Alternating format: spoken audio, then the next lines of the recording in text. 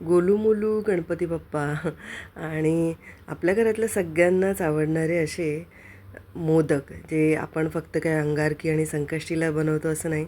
अशी मोदकांची रेसिपी, मऊसूत मोदकांची रेसिपी मी आज शेअर करते तुमच्याबरोबर.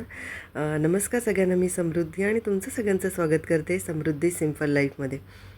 2 नारळ घेतले होते, ओले नारळ. ते फोडून घेतले, म्हणजे 4 वाट्या झाल्या नारळाच्या. आणि मग ते मिक्सरला बारीक तुकडे केले आणि ते मिक्सरला लावून घेतले. आता याचं पाठीमागचा जो काळा भाग आहे ना, तोही तुम्ही काढू शकता. म्हणजे सारण जे आहे ना, त्याचं पांढरं शुभ्र होतं.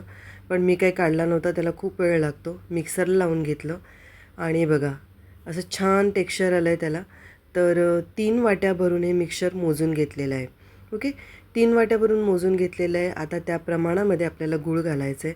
तर मग मी याच्यामध्ये 3 वाट्यांपेक्षा सारण अगदी थोडंसं जरा उरलं आहे, मग मी 1.5 वाटीपेक्षा थोडंसं 2 चमचे जास्त असं याच्यामध्ये गूळ टाकलेलं आहे. गूळ असं बारीक कतरूनच ठेवून दिलं आहे, म्हणजे कशामध्येही पटकन वापरायचं असेल तर वापरता येईल.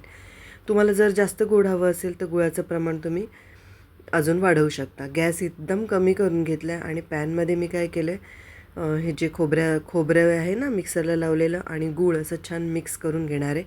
आता हे सगळं काय करायचं आहे आपल्याला, मध्यम किंवा बारीक गॅसवरच करायचं आहे. म्हणजे ॲक्च्युली बारीक गॅसवर केलेलं जे जेवण असतं ना, त्याची चव चांगली येते. ट्राय करून बघा एकदा तुम्ही. खूप घाईघाईत आणि फास्ट गॅसवर केलेल्या जेवणाला तितकीशी चव येत नाही. आता हे बघा, गूळ आहे ना हळूहळू मेल्ट व्हायला सुरुवात झालेली आहे आणि छान बघा आता मस्त अगदी गूळ वितळलेला आहे. त्याच्यामध्ये मी काय केलं आहे, 5-6 वेलचीच्या ज्या पॉड्स असतात ना, त्या ओपन करून अशा छान चुरून घेतल्यात.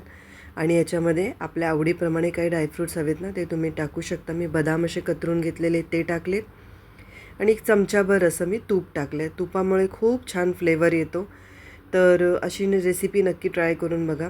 तूप टाकून हे मिश्रण छान मिक्स करून घ्यायचं आणि बाजूला ठेवून द्यायचं. ते तयार झालेलं आहे.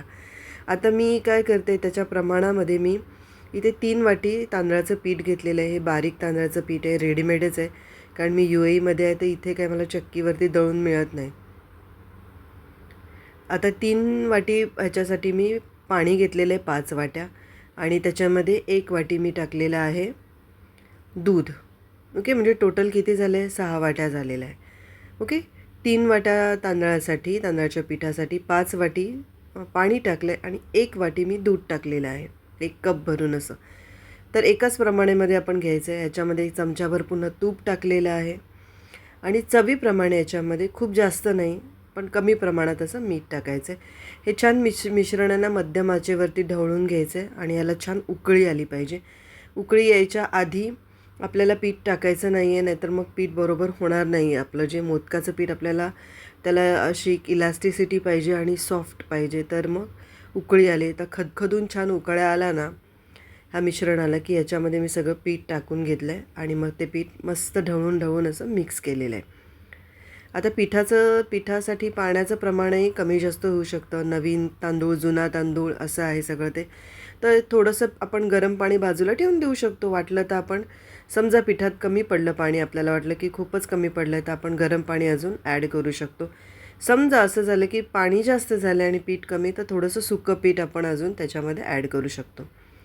आता हे पीठ आहे ना, मी थोडा वेळ 5 मिनटं असं त्याच्यावर झाकण ठेवून वाफवून घेतलेलं आहे आणि मग थोड्या वेळाने मी ते ताटात काढून घेतलं आहे. थोडंसं, कारण अगदीच त्याच्यातनं बघता तुम्ही गरम वाफा येत आहेत, तर तसं काही मळता येणार नाही. हाताला खूप चटके लागतील, ऑलरेडी चटक्यांचे डाग आहेत.